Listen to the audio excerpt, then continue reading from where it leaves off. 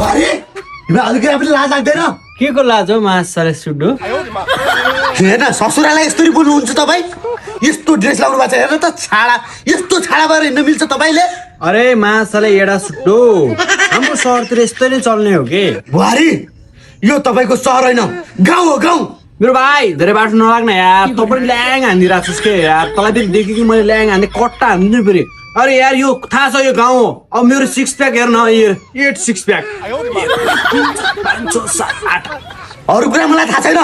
तुरन्त त्यो कपडा गएर चेन्ज गरिहाल्नु त गुन्डु चोलो लाऊ अरे यार ससुर बटो यार तँ पनि ल्याङ गरिदिरहेको छस् यार 21औं शताब्दीमा आएर पनि यार हामीले गुन्डु चोलो लाउनु पर्छ र पर्दैन नि त तँ पनि धेरै ल्याङ नगर्दै तँलाई फेरि कट्टा हान्दिन्छु फेरि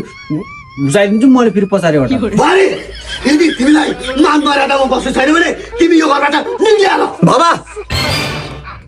किन गाली गर्दै हुनुहुन्छ मेरो श्रीमतीलाई छोरा हेर तेरो जोइलाई गाउँमा आएर यस्तो पाखण्डी भएर बसिरहेको छ निकाल त्यसलाई घरबाट